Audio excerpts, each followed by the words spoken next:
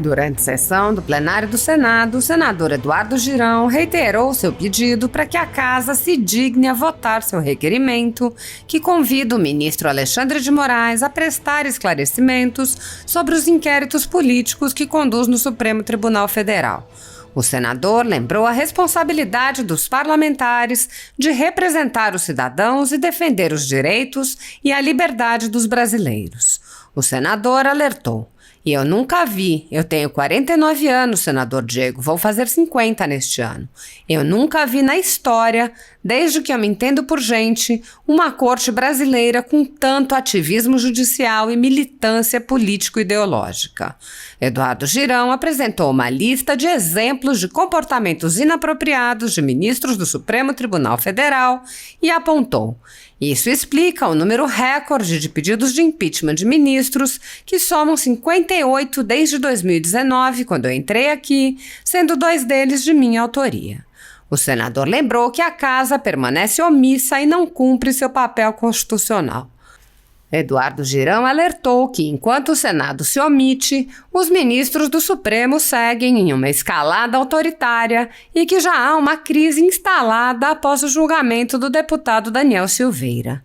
Ele afirmou: "Depois do julgamento arbitrário do Supremo Tribunal Federal na semana passada, condenando o deputado federal Daniel Silveira a mais de 8 anos de prisão por crime de opinião, e da decisão do presidente da República, totalmente amparada pela Constituição, em conceder a graça através de indulto, a relação entre os poderes está estremecida e pode resultar num perigoso impasse institucional." O senador avisou: "Está nas mãos das senhoras e dos senhores senadores da República assumirem o importante papel de pacificação do Brasil. Não cabe mais nenhuma omissão." O requerimento do senador Eduardo Girão, embora tenha 34 assinaturas, aguarda há semanas que o presidente da Casa, Rodrigo Pacheco, se digne a colocá-lo em votação para que os senadores decidam se o aprovam ou não. A concentração de poderes nas mãos de poucos senadores vem levantando questões sobre a representatividade do Senado, já que o colegiado pode ser ignorado pela vontade de um único senador, como está ocorrendo com o requerimento do senador Eduardo Girão e como ocorre com os pedidos de impeachment de ministros do Supremo Tribunal Federal. Embora a apreciação dos pedidos seja a responsabilidade do Senado Federal, os presidentes vêm impedindo qualquer apreciação pelo colegiado, empilhando os pedidos em suas gavetas. Sem controle externo, alguns ministros do Supremo agem ao arrepio da Constituição. Em inquéritos secretos, o ministro Alexandre de Moraes, por exemplo, promove uma perseguição a adversários políticos. Em um desses inquéritos, a Folha Política teve sua sede invadida e todos os seus equipamentos apreendidos, inclusive celulares e tablets dos sócios e de seus filhos. O inquérito foi arquivado por falta de indícios de crimes, mas os dados sigilosos foram compartilhados com outros inquéritos abertos de ofício e com a CPI da pandemia, que compartilha dados sigilosos com a velha imprensa. Sem justificativa jurídica, o ministro Luiz Felipe Salomão, ex-corregedor do Tribunal Superior Eleitoral, confiscou toda a renda da Folha Política e de outros sites e canais conservadores para impedir suas atividades. A decisão teve o aplauso e respaldo dos ministros Luiz Roberto Barroso e Alexandre de Moraes. Há mais de 9 meses, os sites estão sendo privados de sua fonte de renda sem qualquer base legal.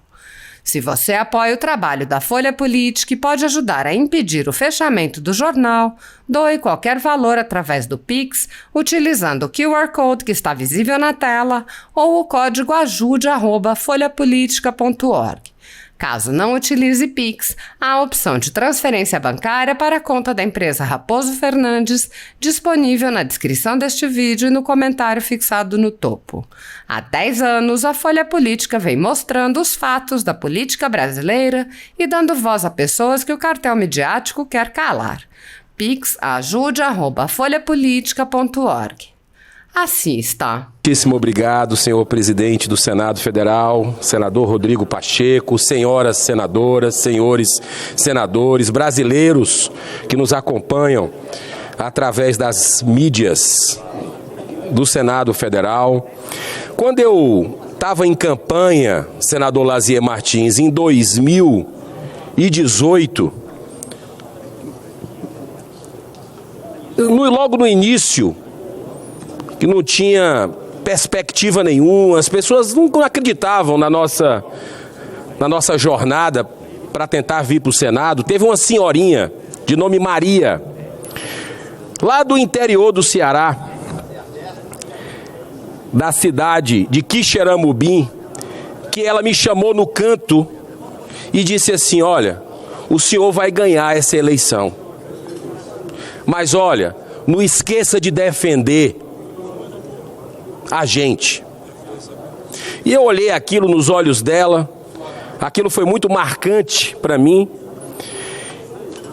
E eu fiquei imaginando, depois que a gente ganhou, como trabalhar para pessoas como ela. Fazer leis justas, conseguir emendas parlamentares, tudo isso é justo e a gente tem que desenvolver o nosso trabalho no limite das nossas forças. Mas tem uma forma que eu acredito que nesse momento da República, senhores senadores, é a fórmula mais importante de defender os direitos dos brasileiros, que é sobretudo a liberdade deles. E eu nunca vi, eu tenho 49 anos, senador Diego, 49 anos, vou fazer 50 esse ano, eu nunca vi na história, desde que eu me entendo por gente, uma Suprema Corte brasileira com tanto ativismo judicial e militância político-ideológica. Eu vou apenas listar aqui, de forma sucinta, alguns episódios bem recentes, senador Álvaro Dias. Luiz Roberto Barroso veio ao Congresso brasileiro articular com lideranças partidárias contra o voto auditável nas urnas eletrônicas às vésperas da votação de uma PEC.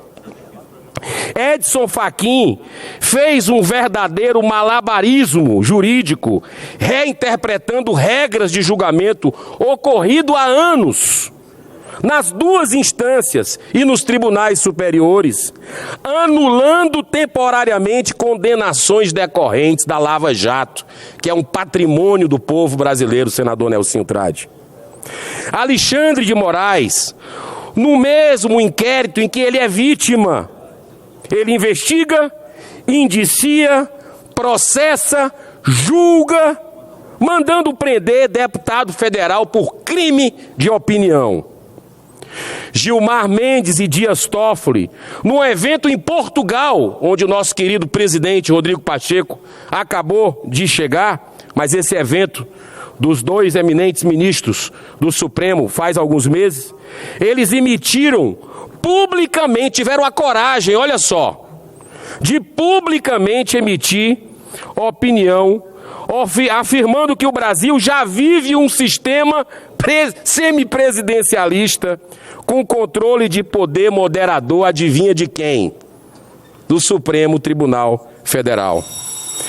E novamente, Luiz Roberto Barroso fez palestra de abertura na Universidade do Texas, agora, recentemente, em evento denominado, abro aspas, livrando-se de um presidente, fecho aspas.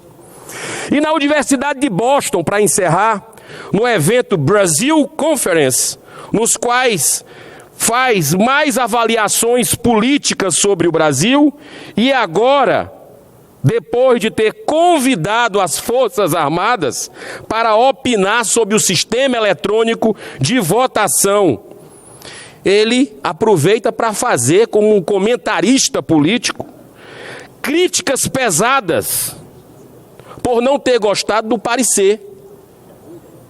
É semelhante, senador, meu querido irmão, a uma pessoa que convida, Luiz do Carmo, alguém para jantar na sua casa e depois destrata o convidado porque ele não elogiou o jantar.